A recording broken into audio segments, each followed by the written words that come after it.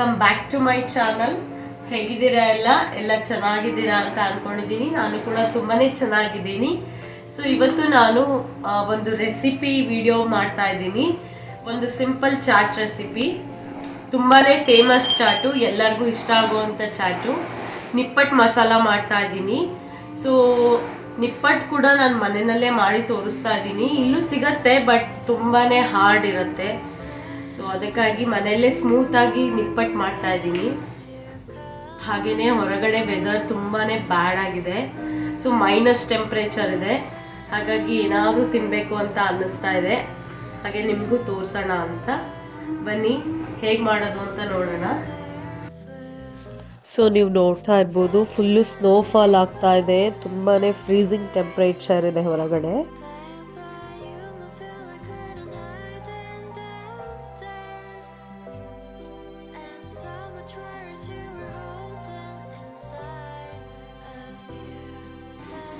So ಒಂದು ಬಟ್ಲು ಶೇಂಗಾ, ಒಂದು ಬಟ್ಲು ಪುಟಾಣಿ, ಎರಡನ್ನೂ ಸಮ ಪ್ರಮಾಣದಲ್ಲಿ ತಗೊಂಡಿದ್ದೀನಿ. ಹಾಗೆ ಇದು 2 ಬಟ್ಲಾದರೆ ಇದಕ್ಕೆ 6 ಬಟ್ಲಷ್ಟು ಅಕ್ಕಿ ಹಿಟ್ಟನ್ನು ತಗೊಂಡಿದ್ದೀನಿ. ನಾನು ಅಳತೆ ಮಾಡಿ ಇಟ್ಕೊಂಡಿದ್ದೀನಿ. ಸೊ 2 ಬಟ್ಲು, 1 ಬಟ್ಲು ಶೇಂಗಾ, 1 ಬಟ್ಲು ಪುಟಾಣಿಗೆ 6 ಬಟ್ಲು ಅಕ್ಕಿ ಹಿಟ್ಟು ತಗೊಂಡಿದ್ದೀನಿ. ಹಾಗೆ ಸ್ವಲ್ಪ ಜೀರಿಗೆ, ನಿಮಗೆ ಎಳ್ಳು ಬೇಕಾದರೂ ಹಾಕೋಬೋದು, ಬಟ್ ನನಗೆ ಎಳ್ಳು ತಿಂದರೆ ಆಗಲ್ಲ, ಹಾಗಾಗಿ ನಾನು ಜೀರಿಗೆ ಹಾಕ್ತಾ ಇದ್ದೀನಿ. ಆಮೇಲೆ ಇಂಗು, ಹಾಗೆ ಸ್ವಲ್ಪ ಒಣಕೊಬ್ಬರಿ, ಒಣಮೆಣಸಿನ್ಕಾಯಿ, ಹಾಗೆ ಒಂದು ಸ್ವಲ್ಪ ಕರಿಬೇವು, ಹಾಗೆಯೇ ಖಾರ ನಿಮಗೆ ಎಷ್ಟು ಬೇಕೋ ಅಷ್ಟು ಖಾರದ ಪುಡಿ ಹಾಕ್ಕೊಳ್ಳಿ, ಉಪ್ಪು, ಹಾಗೆ ಎಣ್ಣೆ ಕಾಯಕ್ಕೆ ಇಟ್ಟಿದ್ದೀನಿ ಇಲ್ಲಿ ನಾನು. ನೀವು ಕೈಯಲ್ಲಿ ತಟ್ಟಿ ಮಾಡ್ತೀರಾ ಅಂದರೆ ಕೈಯಲ್ಲಿ ತಟ್ಟಿ ಕೂಡ ಮಾಡ್ಬೋದು, ಬಟ್ ನಾನಿಲ್ಲಿ ಪ್ರೆಸ್ಸಿಂಗ್ ಮಿಷನ್ನ ತೊಗೊಂಡಿದ್ದೀನಿ. ಸ್ವಲ್ಪ ಈಸಿ ಆಗುತ್ತೆ, ಮಕ್ಕಳಿದ್ದಾರೆ ಮನೆಯಲ್ಲಿ. ಸೊ ಕೈಯಲ್ಲೆಲ್ಲ ಮಾಡ್ಕೊಂಡು ಕೂತ್ರೆ ಟೈಮ್ ಆಗಿಬಿಡುತ್ತೆ, ಅದಕ್ಕೋಸ್ಕರ. ಸೊ ಬನ್ನಿ, ಆಗಿದೆ ಶುರು ಮಾಡೋಣ. ಸೊ ಫಸ್ಟಿಗೆ ಶೇಂಗಾನ ನಾನು ಹುರ್ಕೊಳಕ್ಕೆ ಹೋಗಲ್ಲ, ಹಾಗೇನೆ ತರಿಯಾಗಿ ರುಬ್ಕೊಂಡು ಬಂದ್ಬಿಡ್ತೀನಿ. ಸೊ ಈ ರೀತಿ ತರಿಯಾಗಿ ರುಬ್ಬಿದ್ದೀನಿ ನಾನು. ತುಂಬ ನೀವು ದೊಡ್ಡದಾಗಿ ಇಟ್ಕೋಬೇಡಿ, ಈ ಥರ ಇರೋದನ್ನೆಲ್ಲ ಮತ್ತೆ ಆರಿಸ್ಕೊಂಡು ಇನ್ನೊಂದ್ಸರಿ ರುಬ್ಕೊಳ್ಳೋಣ. ಬಟ್ ಆದ್ರೂ ಫುಲ್ಲು ನೈಸ್ ಪೌಡರು ಮಾಡ್ಕೋಬೇಡಿ, ಈ ರೀತಿ ತರಿಯಾಗೇ ಇರಲಿ, ಚೆನ್ನಾಗಿರುತ್ತೆ. ಸೊ ಈ ಸಿಪ್ಪೆನೆಲ್ಲ ನಾನು ತೆಕ್ಕೊಂಡ್ಬಿಡ್ತೀನಿ. ಸೊ ಈಗ ಶೇಂಗಾನ ರುಬ್ಬಿರೋದು, ಪುಡಿ ಮಾಡ್ಕೊಂಡಿರೋದು ಹಾಕ್ತಾ ಇದ್ದೀನಿ. ಈಗ ಪುಟಾಣಿನ ರುಬ್ಕೊಂಬರ್ತೀನಿ. ಸೊ ಪುಟಾಣಿ ಕೂಡ ತರಿಯಾಗಿ ರುಬ್ಬಿದ್ದೀನಿ. ಸೊ ಇದೆರಡು ಆಯಿತು. ಸೊ ಈಗ ಇದಕ್ಕೆ ಕೊಬ್ಬರಿ ಇಟ್ಕೊಂಡಿದ್ನಲ್ಲ, ಸೊ ಫಸ್ಟು ಕೊಬ್ಬರಿನ ಹಾಕ್ಕೊಂಡು ಸ್ವಲ್ಪ ಪುಡಿ ಮಾಡ್ಕೊತೀನಿ.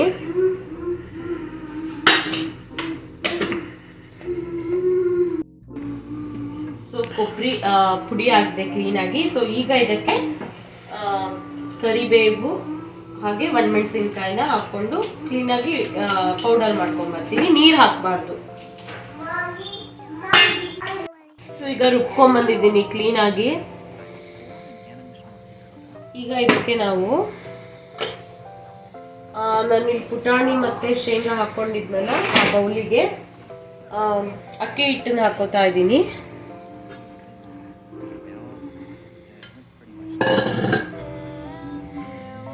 ಸೊ ಇದಕ್ಕೆ ನೀವೀಗ ಎಳ್ಳು ಹಾಕ್ಕೊಳ್ಳೋರು ಎಳ್ಳು ಹಾಕೋಬಹುದು. ಸೊ ನಾನು ಜೀರಿಗೆ ಹಾಕೋತಾ ಇದ್ದೀನಿ. ಹಂಗೆ ಸ್ವಲ್ಪ ಹಿಂಗ್ ಹಾಕೋತಾ ಇದ್ದೀನಿ. ಒಂದು ಅರ್ಧ ಚಮಚದಷ್ಟು ಹಿಂಗ್ ಹಾಕೊಳ್ಳಿ, ಚೆನ್ನಾಗಿರುತ್ತೆ. ಸೊ ನಿಮಗೆ ಖಾರ ಜಾಸ್ತಿ ತಿಂತೀರಾ ಅಂದರೆ ನೀವು ಜಾಸ್ತಿ ಹಾಕ್ಕೊಳ್ಳಿ, ಇಲ್ಲ ಖಾರ ತಿನ್ನಲ್ಲ ಅಂದರೆ ಕಮ್ಮಿ ಹಾಕ್ಕೊಳ್ಳಿ. ಸೊ ನಾವು ಸ್ವಲ್ಪ ಖಾರ ಜಾಸ್ತಿನೇ ತಿನ್ನೋದು. ಸೊ ನಾನು ಸ್ವಲ್ಪ 2 ಚಮಚ ಖಾರದ ಪುಡಿ ಹಾಕೋತಾ ಇದ್ದೀನಿ. ಹಾಗೆ ಉಪ್ಪು, ರುಚಿಗೆ ತಕ್ಕಷ್ಟು ಉಪ್ಪು ಹಾಕ್ಕೊಳ್ಳಿ. ಸೊ ಹಾಗೆ ರುಬ್ಕೊಂಬಂದಿದ್ವಲ್ಲ ಕೊಬ್ಬರಿ, ಒಣಮೆಣಸಿನ್ಕಾಯಿ, ಕರಿಬೇವು, ಅದನ್ನ ಕೂಡ ಹಾಕೋತಾ ಇದ್ದೀನಿ. ಸೊ ಇಲ್ಲಿ ನಾನು ಬ್ಯಾಡಗಿ ಮೆಣಸಿನ್ಕಾಯಿ ಹಾಕ್ಕೊಂಡಿದ್ದೀನಿ, ಇದು ಖಾರ ಇರೋದಿಲ್ಲ, ಹಾಗಾಗಿ ಖಾರಕ್ಕೆ ಖಾರದ ಪುಡಿ ಹಾಕ್ಕೊಂಡಿದ್ದೀನಿ. ಸೊ ಇದನ್ನ ಒಂದ್ಸರಿ ಚೆನ್ನಾಗಿ ಮಿಕ್ಸ್ ಮಾಡ್ಕೊಂಡ್ಬಿಡೋಣ.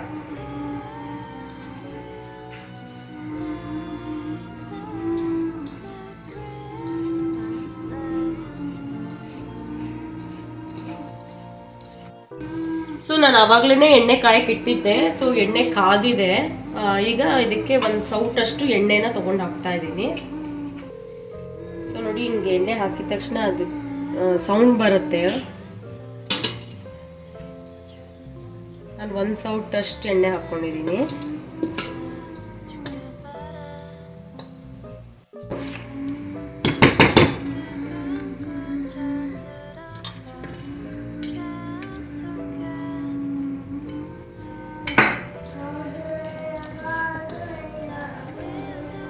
ಸೊ ಚೆನ್ನಾಗಿ ಒಂದ್ಸರಿ ಮಿಕ್ಸ್ ಮಾಡ್ಕೊಳ್ಳಿ. ಈಗ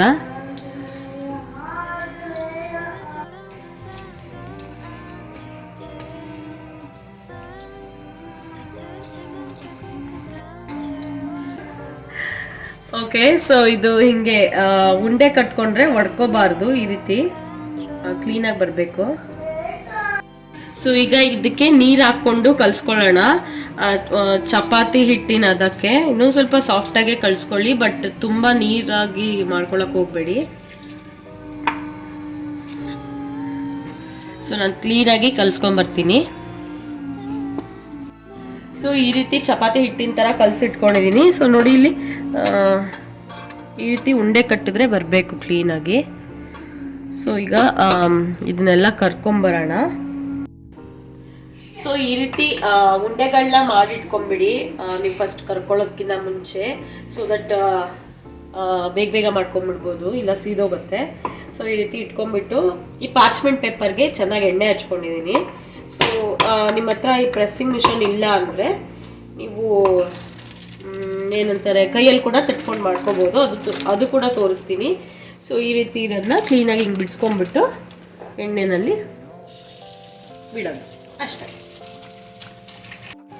ಸೊ ಬೇಗನೆ ನೀವು ಪ್ರೆಸ್ ಮಾಡ್ಕೊಂಡ್ಬಿಟ್ಟು ಹಾಕ್ಕೊಂಬಿಡಿ, ಒಂದು 4-5, ಇಲ್ಲಾಂದರೆ ಸೀದೋಗ್ಬಿಡತ್ತೆಲ್ಲ. ಹಾಗೆಯೇ ಮೀಡಿಯಮ್ ಫ್ಲೇಮ್ನಲ್ಲಿ ಇಟ್ಕೊಂಡು ಎಲ್ಲ ಫ್ರೈ ಮಾಡ್ಕೊಂಬನ್ನಿ. ಸೊ ಕೈಯಲ್ಲಿ ಹೇಗೆ ಮಾಡ್ಕೊಳ್ಳೋದು ಅಂತ ತೋರಿಸ್ತೀನಿ. ಸೊ ನಿಮ್ಮ ಹತ್ರ ಪ್ರೆಸ್ಸಿಂಗ್ ಮಿಷನ್ ಇಲ್ಲ ಅಂದರೆ ಈ ರೀತಿ ಕೈಯಲ್ಲಿ ಕೂಡ ತಟ್ಕೋಬೋದು, ಎಣ್ಣೆ ಹಚ್ಕೊಂಡು ಕ್ಲೀನಾಗಿ. ಸೊ ಈ ರೀತಿ ಕೈ ಇಟ್ಕೊಂಡ್ರೆ ರೌಂಡ್ ಶೇಪಲ್ಲಿ ಬರುತ್ತೆ.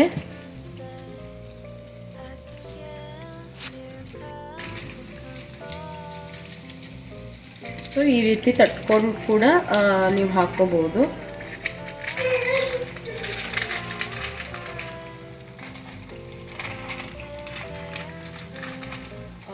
ನೋಡಿ ಎಷ್ಟು ಕ್ಲೀನಾಗಿ ಬರುತ್ತೆ. ಸೊ ಇಷ್ಟೇ, ಇದನ್ನು ಕೂಡ ಕ್ಲೀನಾಗಿ ಹಿಂಗೆ ಕರ್ಕೋಬೋದು. ಸ್ವಲ್ಪ ದಪ್ಪನೇ ಮಾಡ್ಕೊಳ್ಳಿ, ತುಂಬ ತೆಳ್ಳಗೆ ಪ್ರೆಸ್ ಮಾಡೋದು ಎಲ್ಲ ಮಾಡಬೇಡಿ, ಚೆನ್ನಾಗಿ ಬರಲ್ಲ ಆವಾಗ. ಸೊ ಇದಾಗಿದೆ ಕಂಪ್ಲೀಟಾಗಿ, ತೆಕ್ಕೊಂಬಿಡೋಣ. ತುಂಬ ಫ್ರೈ ಮಾಡ್ಕೊಳಕ್ಕೆ ಹೋಗಬೇಡಿ, ಅದು ಒಂಥರ ಸೀದೋಗಿರೋ ಥರ ಆಗಿಬಿಡತ್ತೆ. ಸೊ ಈ ರೀತಿ ಪೇಪರ್ ಟವಲ್ ಮೇಲೆ ಹಾಕೋತಾ ಇದ್ದೀನಿ.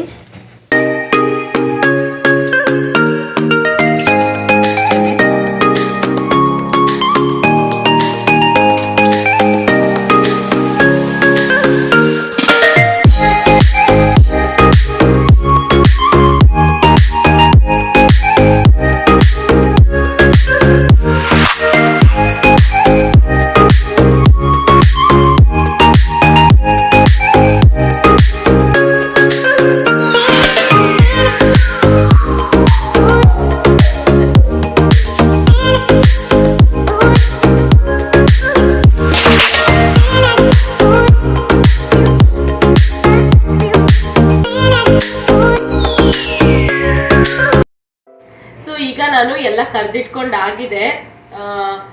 ನಾನು ತೋರಿಸಿರೋ ಮೆಷರ್ಮೆಂಟಲ್ಲೇ ನೀವು ಮಾಡಿಕೊಂಡ್ರೆ ಹತ್ತತ್ರ ಒಂದು 80 ನಿಪ್ಪಟ್ಟಾಗತ್ತೆ ಈ ಸೈಜಿಂದು. ಸೊ ತುಂಬಾ ಚೆನ್ನಾಗಿ ಬಂದಿದೆ, ನೀವು ನೋಡ್ತಾ ಇರ್ಬೋದು. ನಿಪ್ಪಟ್ಟು ತುಂಬಾ ಲಘುವಾಗಿದೆ, ಸಾಫ್ಟ್ ಆಗಿದೆ, ಹಂಗೆ ಕ್ರಿಸ್ಪಿ ಕೂಡ ಇದೆ.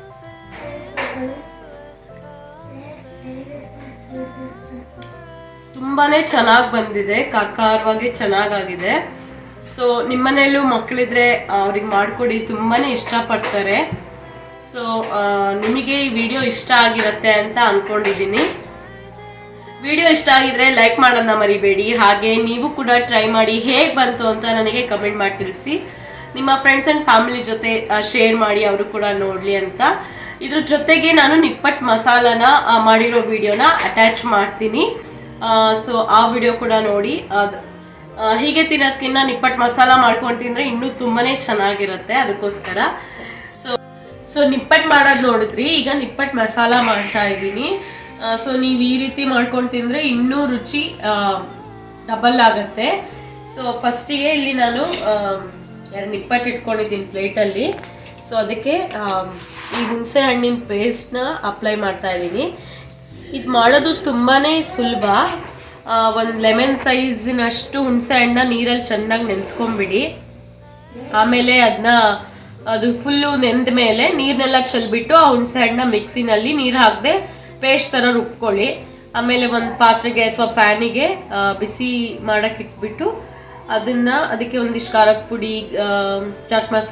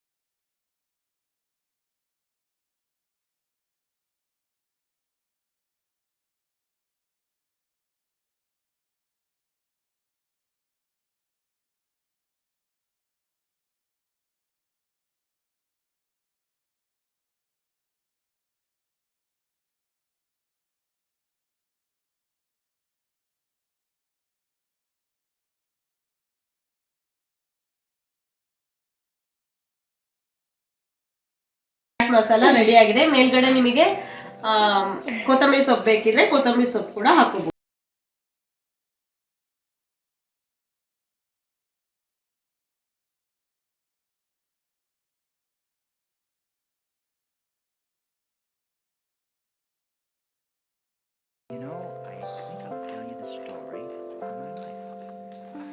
ತುಂಬಾನೇ ಚೆನ್ನಾಗಿದೆ. ವೆರಿ ಯಮ್ಮಿ ಆಗಿದೆ. ಓಕೆ, ಹಾಗಿದ್ರೆ ಮತ್ತೆ ಮುಂದಿನ ವಿಡಿಯೋದಲ್ಲಿ ಸಿಗೋಣ ಅಂತ ಹೇಳ್ತಾ ಅಲ್ಲಿವರೆಗೂ ಎಲ್ಲರಿಗೂ ನಮಸ್ಕಾರ. ಟೇಕ್ ಕೇರ್, ಬಾಯ್.